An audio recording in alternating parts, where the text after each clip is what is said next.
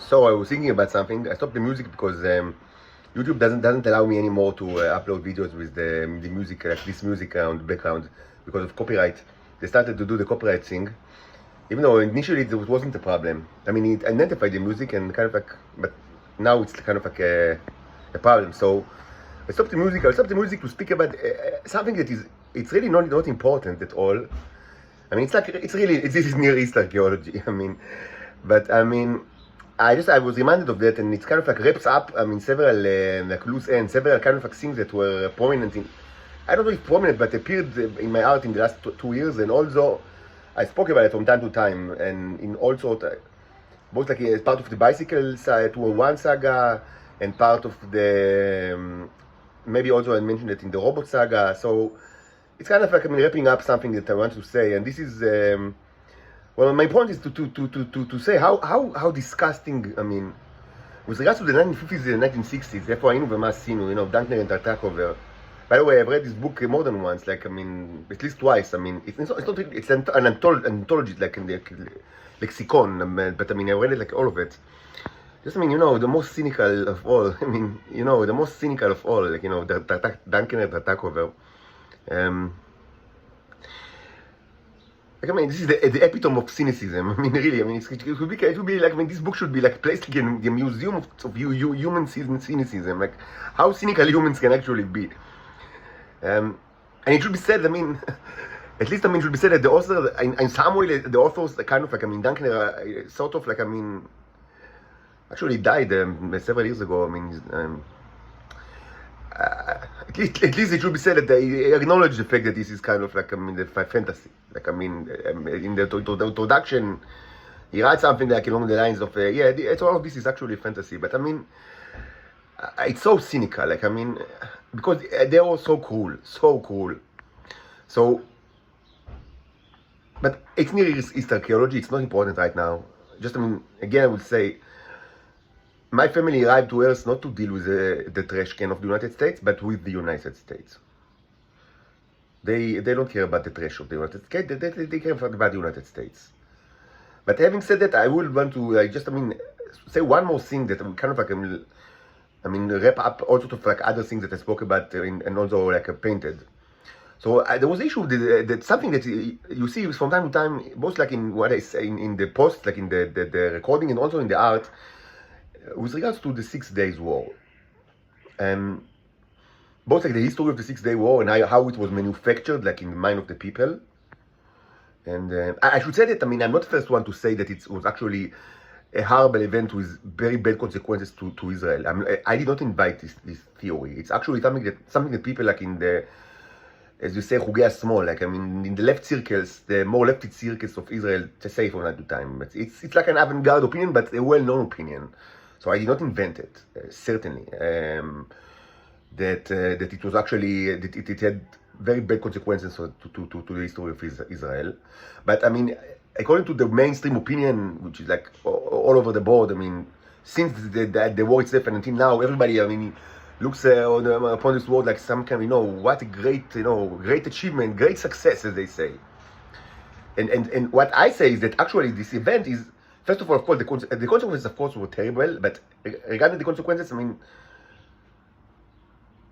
the social consequences were terrible. But I mean, yes, this is something that you can find like in many theorists of the left, like of the left in Israel. But regarding the war itself, I mean, with this regard to the social consequences, what I say is that two things. From military perspective, it was actually much less of a success than proposed. I mean, and I spoke about doing in the bicycle 201 saga. That it's actually, I mean, that because I mean, de facto, I mean, the both like the armored corps and the air force of the Egyptians was replenishing less than a year. And like 1 year after that, they started another war, which was terrible, the Mlechem Hatashah, and not much longer they started yet another war. So I mean, what kind of success is it? If I mean, it doesn't affect like at all the enemy, and the enemy just gets stronger very quickly and starts more war and with more ambition. So it wasn't a great success military. So this is regarding the Egyptian front, and regarding the Jordanian front.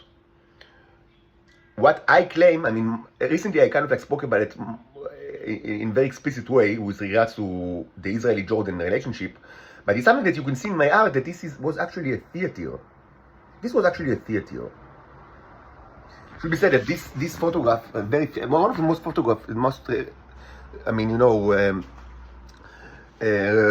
reproducted or replicated photographs in the history of Israel, like Rabin, Moshe Dayan, and Uzi Narkis in the Lion's Gate. I actually created two parodies of this painting. One is based like for the head here, that is placed here. This, I mean, it's rolled now, but I mean, like you see, I mean, three young women with with very big breasts, like, and they are standing like in suggestive posture. I mean, in the background, I mean, it looks like the background of the Lion's Gate, but you can also see the portal. Like, I mean, there's also the portal element, of course. But I mean, it's kind of rolled now. But I mean, it's I mean, the background suggests that it's like like paraphrasing the photograph of the three generals in the Lion's Gate. And actually, I had another one that is I don't even remember if in color. I think maybe black and white, that I actually gave as a present to a random two paintings that I had. Like I actually I gave to two people. Like, I mean, as a present, but they were both random. Like, I mean. It's difficult to explain why. Something I admit that some of the things that I do are kind of like some kind of like a performative art, like, and even if people don't watch it at all, I mean, it's kind of like, I mean, that's the way of the prophet. That, I mean, he's doing things that from and the actions themselves are sometimes like performance art. So two paintings that I had, not very important ones, I must say. I mean, two of the lesser, I mean. Like, and not on canvas, but on paper, like on paper. Most of what I painted is on canvas, and almost everything that I ever painted is right here in this room. Right, I mean, not hanging, but in this, here. But there were two paintings I sold to my mother, the only two paintings that I ever sold to my mother, but almost everything else is here. So, but these two paintings on paper, I gave. So one I gave like to a person to allow me to charge like my Tesla when I had when I Model 3 Tesla. So I was stuck like in the south, and there was no place, like no charging station, and so I mean, but there was like an application of people that, I mean, like that like social application with people that, I mean, allows you to charge in their home, like, I mean, the electronic car. So I mean. So I went to his place and he allowed me to charge like the Tesla, which is very nice because there was no other place, and like otherwise I would have been stuck. So I gave him one painting. It was just I mean, not important. A painting of like erotic painting of a woman. I do this from time to time. I have several of those. Not very important one. And another one was the parody of two of the parodies of the three generals in the Lion's Gate, and this one I gave to an Arab person in South Jerusalem. Also, that I charged I mean, it was another time that I charged the time I had with the problem with the Tesla Model 3 is that there aren't many places to charge it in Israel, like, I mean, public places. I mean, there are more and more, but I mean, but if you drive a lot in the time that I have the Model 3, I mean, I always drive like, I mean, all throughout the country, and I've had like many like traveling in Israel. Like, I mean, sometimes the same day I drove to Eilat and and to Ramat Golan like in the same day. So it's a fast car. So I mean, it's pretty fast. Maybe that's why I needed to charge all the time, because when you drive quickly, fast. I mean the batteries. I mean, but I had several like nisim v'niflaot, like miracles. Like, I mean. Like, for a long time, I drove there with zero battery. I mean, and I should say that I never got stuck. Like, I mean, I always managed to, I mean, eventually reach a charging station. And sometimes after, like, I mean, 20 minutes or so, driving with zero battery. So, I mean, God was with me. It's like, it was the holy car. Anyway, so, I mean, I gave it to another person, like, on similar circumstances, like I gave this one, like, in South Jerusalem. Not South, East Jerusalem.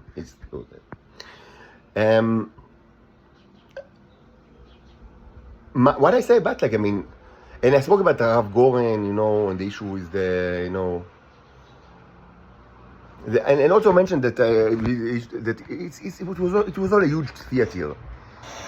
And I also mentioned that, I mean, the song Givat Tachmoshet is kind of like, I mean, it's interesting that it's like one of the most celebrated like songs in Israel, especially with regards to military, but it's kind of like, it's funny, but I mean, you know, it depicts like presumably a battle between, like, I mean, in the Wild West, between like two gangs. It's not, I mean, like when he says we were fighting for almost 3 hours, I mean, wow, I mean, you know, battles, you know, in World War II, I mean, took place for months. It's like, I mean, people, 3 hours, I mean, wow, I mean, you were almost late, like, to drink the hot chocolate, like, you know, like 4 afternoon in the base. I mean, this was really an arduous battle, like 3 hours, you fought for 3 hours. Just to show you, I mean, what's Israel? I mean, Israel is based on very quick wins, and it was, I mean, I spoke about it in the blog. It's like, I mean, it was always like that. The entire security is based on the idea that you must take the initiative and win very quickly. And you see it now. That, I mean, if it's not done in a day or two, they start to be demolished, and that's what you see now. I mean, it's like, I mean, it's more than 2 weeks, and they still, I mean, they're only crying, and it's only getting worse, and because they didn't finish it quickly, because they didn't have the initiative. Because they did not have the initiative. And when they don't have the initiative, they are struggling against any kind of force, even forces that are much more weaker than them. Because everything is predicated on that. They will attack first, and they will attack quickly, and like will demolish the enemy. And it was always like that, and still, and if it doesn't happen, they are completely stuck. And famously in the 73 wars, when they didn't have the initiative, they were completely been dead if the Americans didn't supply them with, you know, with what they call Rakevet Avirit, which is something that also spoke about, like I mean, you know, like emergency supplies like of military, all kind of military equipment, and certainly, and most importantly, ammunition and bombs for the airplanes, but other things as well that they were supplied by the Americans in emergency way during the war. Otherwise, they wouldn't like be able to fight the Egyptian, and they would have lost the war for certain. All of that is to say that the 67 charade in the Jordanian front was a show that was planned ahead. I mean, it's not just, I mean, famously, you know, Sadina, I mean, you know, the famously the airstrike in Egypt was planned like years ahead. It was like something that was planned a lot and was executed very, very quickly, and with tremendous success. But I would say it's not the only thing that was planned ahead. What was also planned ahead, perhaps with much more participation of the leaders and the generals, was the whole charade on Jerusalem. And for certain, they did it with complete cooperation with the Jordanians. It was a show. I mean, do you think that after, what is certain is that there was no serious fight in Jordanian front? Because if there were, you think that after like a serious fight, you see all this kind of like theater of these photographs and you know, and the famous photograph of the 3, you know, pious soldiers in front of the Kotel, you know, the Kotel, and you know, and all these kind of like pagan charades of Rabbi Goren, you know, with the shofar. It's all part of it's a reality show, and people don't do it after, like, I mean, if there was like, you know, serious fight and their friends are dead, and you know, after such fights, people are, you know, they are traumatized, and I mean, they don't start like a TV show. And what was done there was obviously something that was choreographed by people that planned the whole thing. And I would suggest plan it ahead before the war. With, I mean, and all of what you see here is this is actually, this is a public relation photo that was directed by people, most probably way before the war actually started. But you should remember, I'm not saying the 6-day war was not a real war. Many people died. Many Israelis died, and thousands of like Arab soldiers died. And even if you don't care about the enemy, I mean, you should just care about your own people. I mean, and I don't know, I remember maybe 1,000 like Israeli soldiers. They were actually fought and died. And I mean, and these generals, these people, the founders of this state, Uzi Narkis, Batman Rabin, I mean, not Batman. Sorry, I mean Moshe Dayan and Yitzhak Rabin. So they, I mean, what in their mind, while there were thousands of, like, I mean, young people, I mean, in their side lying dead, and I don't know how many thousand, maybe 10,000 in the other side that were lying dead, they thought about the charade. They thought about the show. And of course, where should they be placed, and where where it should be photographed, and how exactly it should be photographed, and where the shofar will be, and where the Sefer Torah will be, and I mean, you know, that's what was on their mind. This is what the Israelis. Theater was always the main thing that was on their mind. No matter how much young people are lying dead around them. The rulers, the generals, they were always participating in a theater show. And this is Efoinu v'Masinu. Efoinu v'Masinu, that's what they've been. That's what they've done.